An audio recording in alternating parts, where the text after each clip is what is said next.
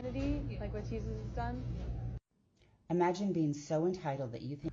So I wanted to stitch this video because this one makes an absolutely fantastic point. The fact that people wander around, telling people about Jesus and about the Bible when they haven't necessarily asked for it is pretty insulting.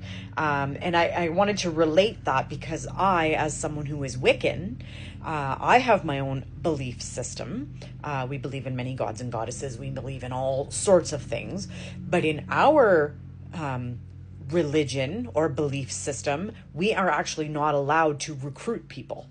I'm not supposed to actively go out there and be like, hey, have you heard about Wicca? Do you want to join it? Like that's not who we are. And if you actually want the teachings of a high priestess, you need to ask for permission 3 times.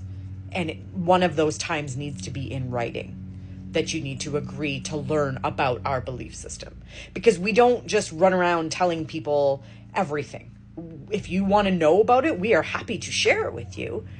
But if you want the in-depth teachings, then we want you to ask permission of us to teach. Same with prayer. As a Wiccan, I cannot say a prayer for you without your permission. It's just not proper. It's not considered proper.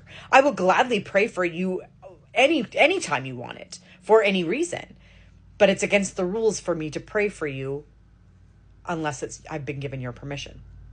So many religions actually pride themselves on not being in people's faces and not being the ones that knock on your door to tell you where to go to religion. Sometimes belief systems just find you. And sometimes it feels like you're coming home and it's something that you've believed in your whole life and just didn't know it had a name. That's what Wicca is to me.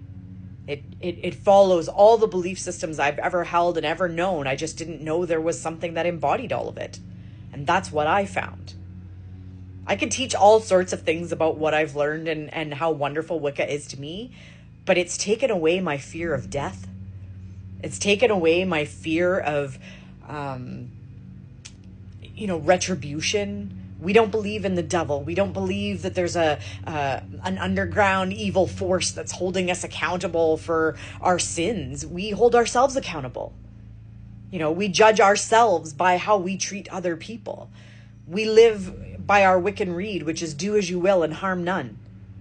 You're free to celebrate and love and worship whoever you want. As long as you are loving to your fellow neighbor, we accept you. We accept you if you're, regardless of gender or race or nationality or country of origin or legal status or professional status. It doesn't matter. It doesn't matter who you are. You are welcome. As long as you practice peace and love and harmony, you are welcome. And we don't believe in a negative force holding us accountable for our actions. We do it to ourselves. We believe in karma. We believe in holding ourselves accountable for our actions, and by doing so, our threefold law will come into play. When you do something good, it comes back to you threefold. But if you do something bad, it also comes back to you threefold. So I was never coerced or pressured into becoming Wiccan. I was never had anything thrown down my throat. I simply did my own research and I knew it was something I was interested in. And when I finally met someone who knew and had the knowledge, she's a Wiccan priestess from Salem, Massachusetts. I met her and I was able to learn all of the old school secrets from her and all of the knowledge and all of the teachings. And I spent 2 years going to classes to learn from her, to learn about how the Wiccan religion has followed paganism through the rise of the women, through, women holding their power in society, women being burned at the stake because they had an opinion and knew about medicines. Wicca for me gave me power as a woman, gave me power to know that I have control over my own destiny and I will do what needs to be done.